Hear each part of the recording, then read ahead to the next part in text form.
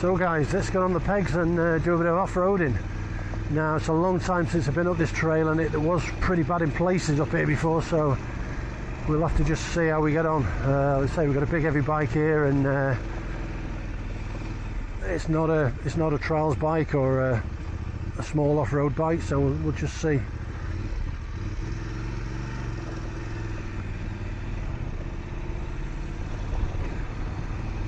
A lot of leaf on the ground and a lot of tree roots.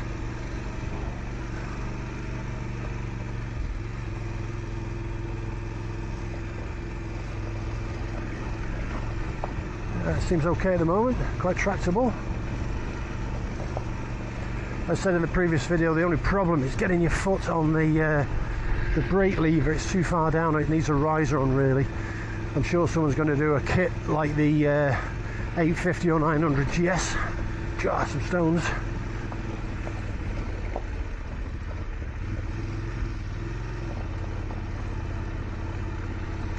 Yeah, a lot of low down tractability. Not too straining on the legs, especially with the bar risers.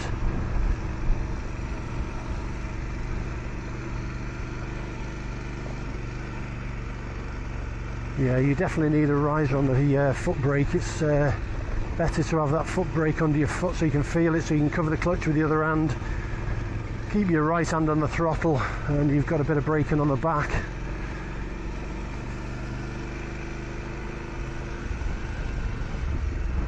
Especially when it comes to sheer drop-offs like that, you need a bit of fair way down there, guys. Want to be looking that way.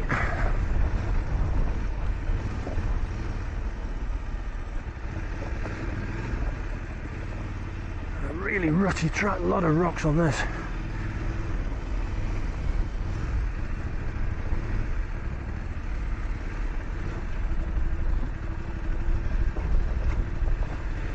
Suspension's soaking it up pretty well, really a lot rougher than I remember.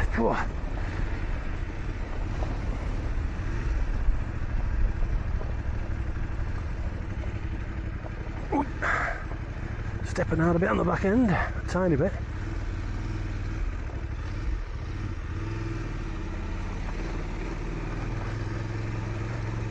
Some smoother gravel.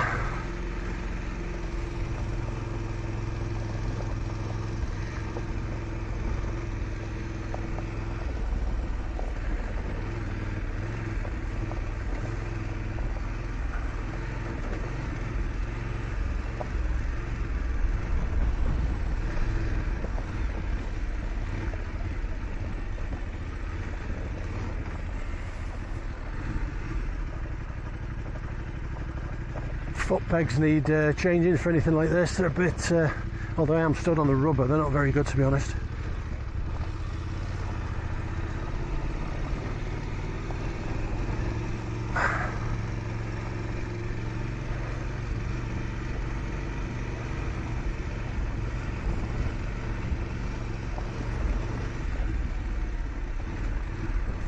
Why, stony.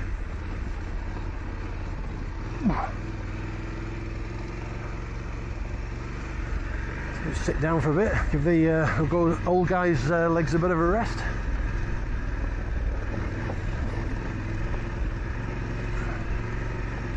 It's definitely capable, guys. I mean, it needs a few tweaks if you're going to do a lot of this gnarly stuff. Needs obviously the brake riser or an adaptive foot peg like the GS, where one part folds down for road riding and you fold the other part up. Yeah, not too bad. Nice standing up position. The only drawback is getting your foot onto that brake. You've got to manoeuvre around a fair bit. Good tractability, good control. The weight's well planted, even though this is super rough in stages. Probably won't look that rough on the camera, but there's some big rocks.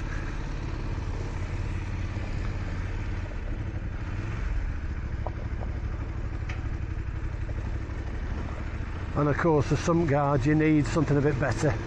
You get one of these big rocks bashing your exhaust or one of the oxygen sensors, and it's going to knock it clean off. I mean, there's some big rocks along here.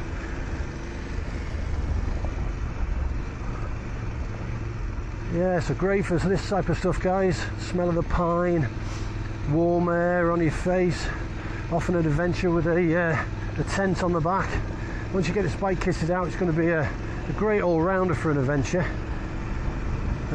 Especially with these Lobo boxes. The Lobo boxes have got loads and loads of anchor points on the boxes that you can strap bedding rolls and other rolls that you're going to take with you onto the luggage with no problem across the seat as well. Yeah, so that was quite fun. We're out the other side.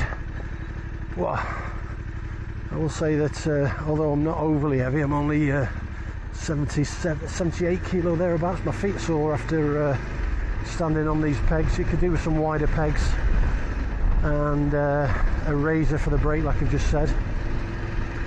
But yeah, guys, I mean, I wouldn't have done that on the V-Strom, let's put it that way. I've done it on like DSXs in the DRZs in the past. DSX on the mind now with this bike. DRZ 400 and other bikes I've had for off-roading. I've flown along them tracks up there. Bearing in mind with the luggage on this, I'm probably over 240 kilos, so it's a bit of a lump of a bike. You're looking at the same as the GS 1250, or maybe even heavier than the new 1300 GS, to be honest, this particular bike. But yeah, it was quite good fun, guys. I think I'd want some Anarchy Wilds on it, or Anarchy Adventures, or even some MT-07s are there. I forget the make now. Mitas tyres. E07s would be a good bet. Now there's a corner here that's on tarmac. I'll slow right down. See all the sand there on the corner. I don't really see on the camera, but every time in every bike I ever had, I've gone around that corner and the back end's twitched out, and try and give it a bit of an avoidance if I can.